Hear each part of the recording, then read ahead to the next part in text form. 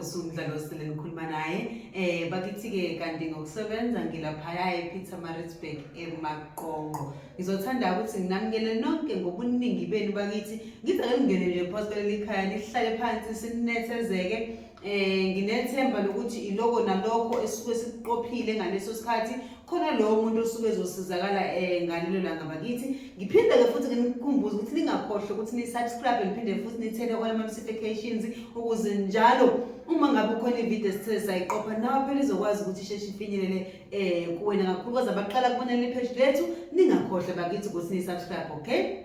Namhlanje bakithi esithile asizokhuluma ngakho, sizokhuluma ngendaba yokuthi bakithi kufuneka sikhumbule ukuthi yonke into iqala emoyeni. Yonke into bakithi iqala emoyeni, okay? Before singene kuleso sihloko sethu ngizothanda ukuthi ngibonge bakithi kade ngagcina nokukhipha ke bakithi, kade ngagcina nokukhuluma nani, kodwa nje ngibonge enkonzweni esaba nayo ngomhla ka7 kuyona lenyanga. Inkonzo yaba impumelelo kakhulu, yaba mnandi bakithi. Phinde futhi ngisho ukuthi abangakwazanga ukuthi baphumelele sebeyojoyina kosami ngokuzayo. Yize ke futhi sisazophinda futhi sikwazi ukuthi sibe nenkonzo yasentabeni, kodwa nje ngicabanga ukuthi ngizonazisa khona maduzane ukuthi leyo nkonzo esobe sikhuphukela kona entabeni izobe inini ngaluphi usuku ngayiphi inyanga, okay?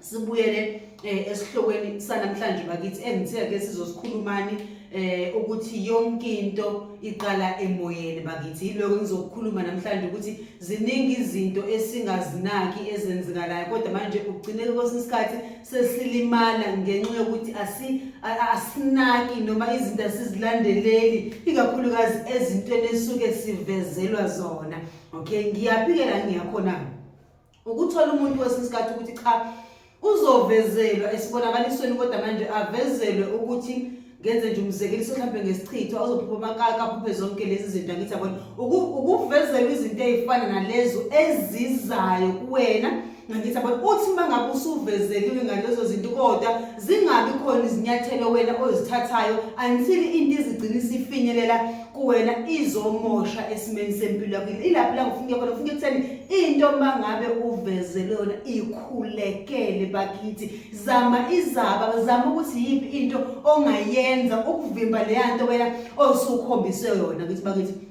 Yize kuhlukana kuzokwenzeka ukuthi utshengiswe into, uthole ukuthi utshengiswa into esifikile vele, uthole ukuthi nje uphupha isichitho vele sesifikile isichitho. Ngithi yabona, okay, kunaloko kuyinhlanhla kufuneka usukumeke uzame ngoba usuvezeliwe cha khona isichitho esikhona bakithi. Khona umuntu ovezelwa into uthole ukuthi ayakafiki kuyena, ingakafiki nje angabi nawo umyakazo angayikhulekeli bakithi. Khona izinto bakithi ezidinga ukuthi uzikhulekele ukuze zikwazi ukuthi zivimbeke zingakwazi ukufinyelela kuwena. Kunezinto ezinhle otshengiswa zona, utshengiswa ingilozi yakho, utshengiswa abantu bakini, na uthemba ukuthi ziyeza kuwena kodwa zigcine zingafinyelelanga. Yingani? Ngoba kwesinye isikhathi umunye umuntu uyakwazi ukuthi akuvalele izinto zakho noma avale inhlanhla yakho ngokukamoya nangokwenza izinto emoyeni, igcine wena izinto ezinhle zingasafinyelanga kuwena. Yilowa muntu usevalile ukuthi izinto zingafinyeleli kuwena. Yingakho ngithi uma ngabe kukhona izinto oboniswa noma ngabe yinhle, ikhulekele leyanto khona izokwazi ukuthi ifinyelele kuwena.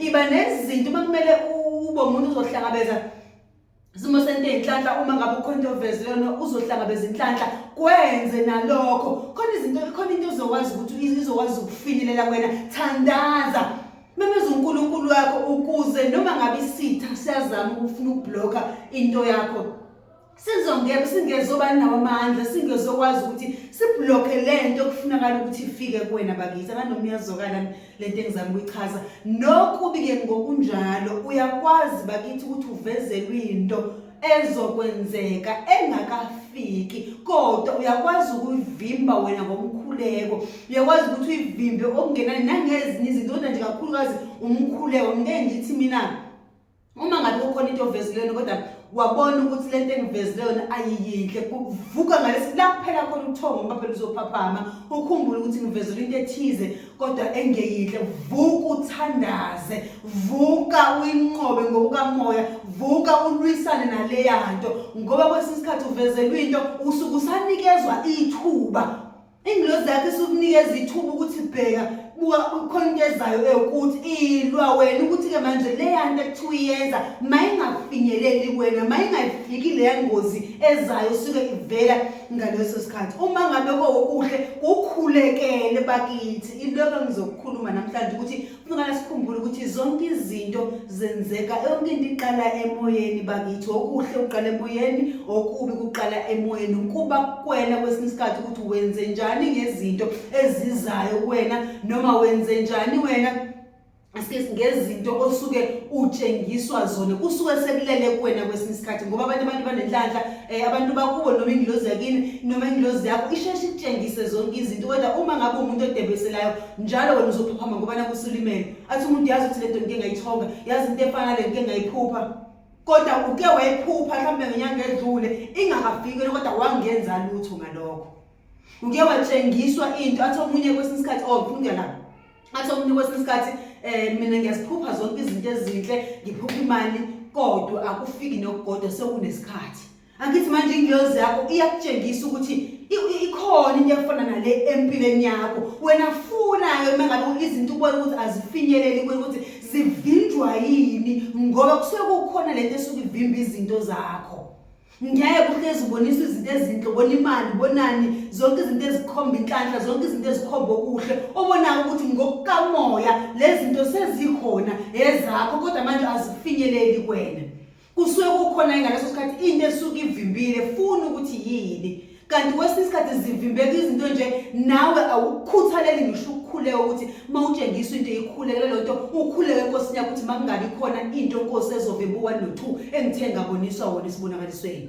uthi inkosi inqoba usathane uthi dedisa ubumnyama ngoba benzi bokubi mabangabi nawo amandla phezulu kwaleya nto engivezelweyo nemfihlakalweni angazi noma yazokani bakithi konke ngisasho ngithi konke kuqala emoyeni kepha kuqala emoyeni nje okuningi kusuke sekukuwena ukuthi wenze njani ngakho ikakhulukazi uma ngabe uvezeliwe kakhulukazi makufika isibonakaliso yonke into ikhulekele yonke into iyacelwa enkosini ukuze izokwazi ezinye izinto ukuthi zenzeke mangabe uvezelwe into ithandazele bakithi ukuthi mangabe khona imimoya ezokwenza ukuthi lonto ingaphumeleli bheka ukuthi yini evimba izinto zakho bhekisisa izibonakaliso ngifise ngazi ukuthi wonke umuntu angathi makukhona into abonisona ngayithathela phezulu ungayithatheli yonke into ungathatheli phansi izibonakaliso ngoba into nento uma ngabe uvezelwe yona